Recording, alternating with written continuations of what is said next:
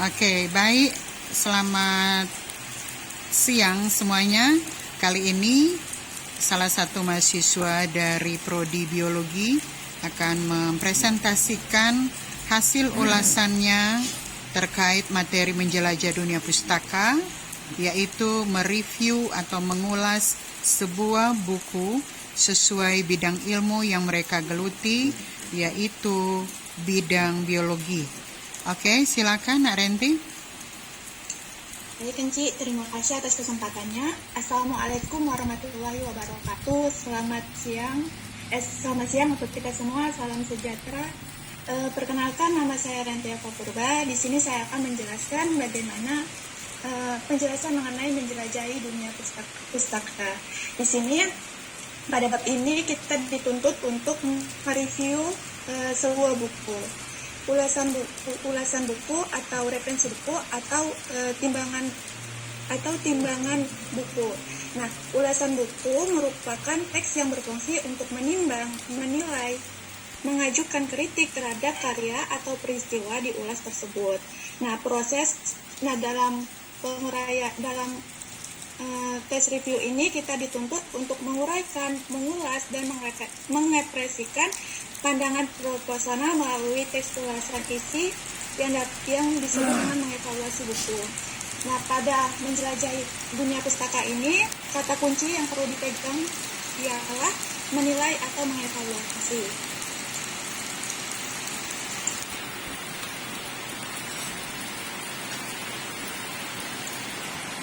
Nah, dalam struktur teks ulasan buku itu terbagi menjadi 5 poin. Yang pertama, identitas atau opsional. Yang kedua, ada orientasi. Yang ketiga, tafsiran isi. Yang keempat, evaluasi. Dan yang kelima, rangkuman. Nah, jadi pada tahap identitas, buku itu yang dicantumkan adalah judul, penulis, penerbit, tahun penerbit, hak cipta, jumlah halaman, bahasa yang digunakan, dan warna sampul buku. Yang kedua, ada orientasi. Nah, pada bagian orientasi ini, kita disuruh untuk menyampaikan informasi tentang buku apa yang akan diulas. Yang kedua, memposisikan buku yang diulas. Dan yang ketiga, menyatakan pendapat pengulas tentang buku ini. Yang ketiga, ada tafsiran isi. Nah, pada tafsiran isi ini kita disuruh untuk menceritakan ulang tentang hal yang dilakukan oleh penulis saat dia menulis buku itu. Yang kedua, isi atau ringkasan buku yang ditulis sebagai hasil dari pembacaan oleh pengulas terhadap buku itu. Dan yang ketiga, perbandingan isi buku yang diulas dengan buku-buku yang sebelumnya. Yang keempat, ada tahap evaluasi. Apa itu tahap evaluasi? Tahap evaluasi berfungsi menilai hasil yang ditulis. Dikatakan bahwa tahap evaluasi adalah bagian inti dari ulasan. Karena pada tahap inilah penulis dituntut untuk memberikan penilaian analitis, objektif, dan kritis atas buku atau materi yang diulas. Yang kelima, ada rangkuman.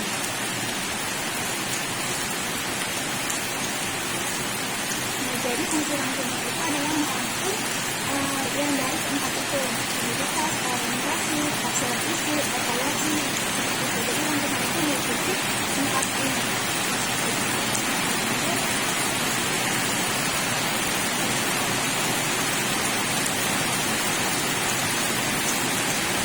Nah, pada hari ini saya mengambil buku yang berjudul dengan menulis ada 4 penulis, yakni yang pertama, yang kedua ada angka 5, yang ketiga ada ini adalah Almudin Universitas pada tahun 2004. Buku ini sudah memiliki hak cipta, yakni dilindungi yang menggunakan dan sejumlah halaman dan sampai distribusi ukuran buku 2 tahun 2009 sampai 3 dengan nomor certifikat 978 389. Yang kedua ada tahap orientasi. Nah, buku ini merupakan sebuah buku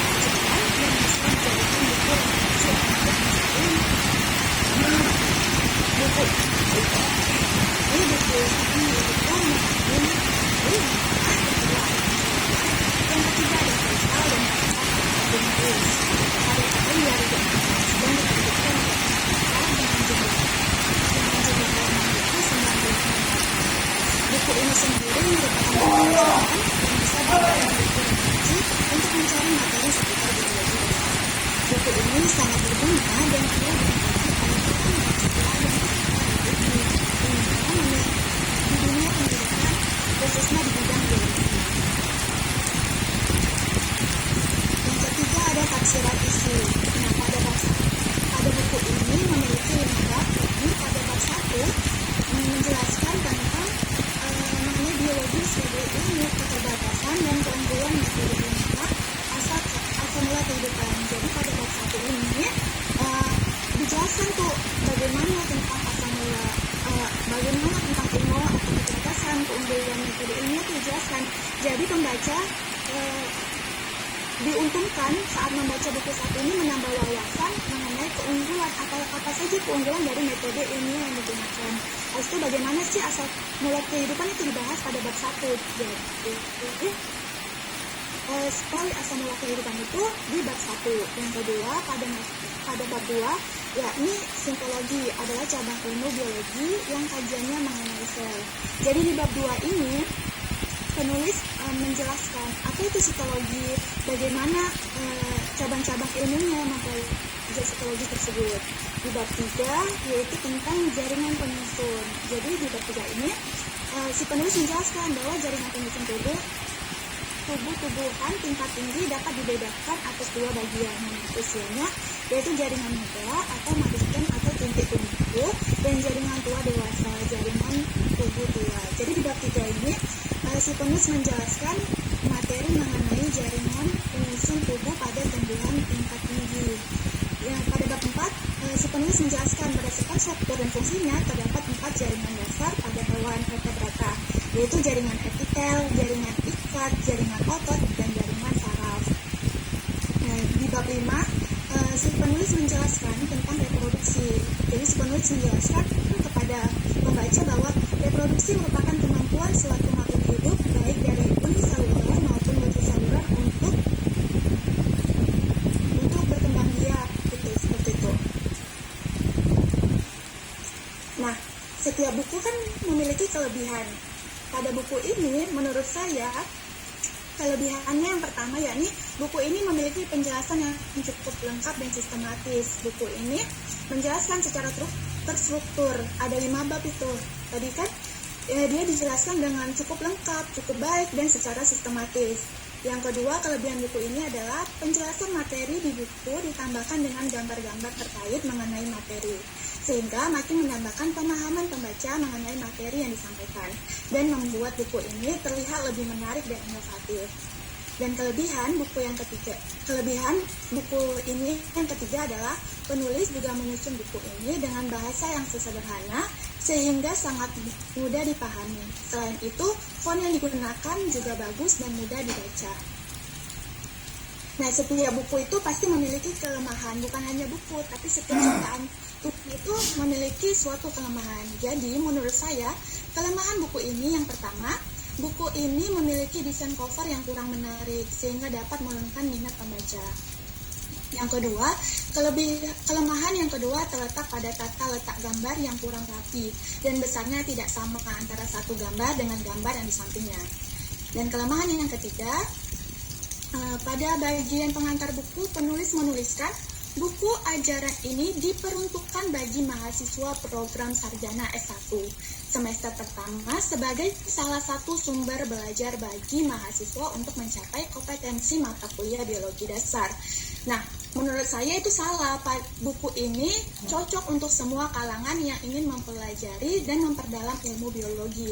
Jadi buku ini bukan hanya untuk mahasiswa S1 saja, tapi anak SMA menurut saya juga bisa mempelajari buku ini. Seperti itu.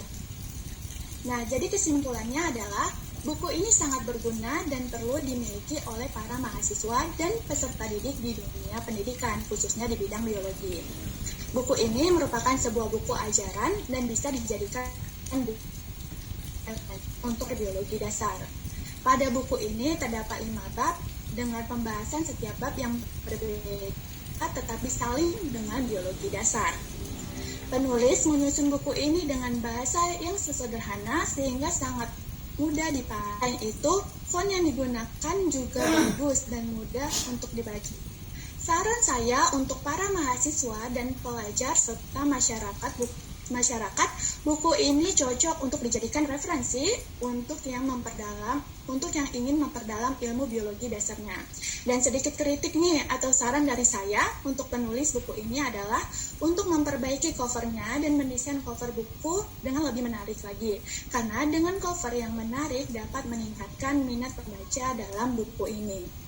Sekian pemaparan saya mengenai penjelajahan dunia pustaka. Jangan lupa salam literasi. Terima kasih. Wassalamualaikum warahmatullahi wabarakatuh. Oke, baik, kita aplaus dulu buat Renti ya. Iya, luar biasa Renti. Sekali lagi banyak terima kasih sayang. Mem sangat mengapresiasi apa yang sudah dipresentasikan oleh Renti. Kelihatan di sini bagaimana atau sejauh mana mahasiswa itu mendalami materi ini. Jadi ini sudah minggu yang kesekian kita bertemu pada materi menjelajah dunia pustaka terkait kita membuat ulasan sebuah referensi dari bidang ilmu masing-masing yang kalian geluti, baik fisika maupun biologi. Nah, sekali lagi Renti, banyak terima kasih ya. Ke depan teman-teman yang lain juga berharap tidak berbeda jauh ya. Sama-sama sudah memahami apa yang sudah kami jelaskan dari awalnya, baik tentang teorinya maupun praktisnya, karena pada modul yang sudah kami berikan itu sudah ada contoh-contoh praktis, dan ketika kita dalam daring seperti ini kesempatan kita untuk berdiskusi. Oke, sesudah ini Enci akan berikan kesempatan kepada mahasiswa yang lain untuk menanggapi apa yang sudah dipresentasikan oleh Renti ya. Oke. Jadi sekali lagi terima kasih ya Renti.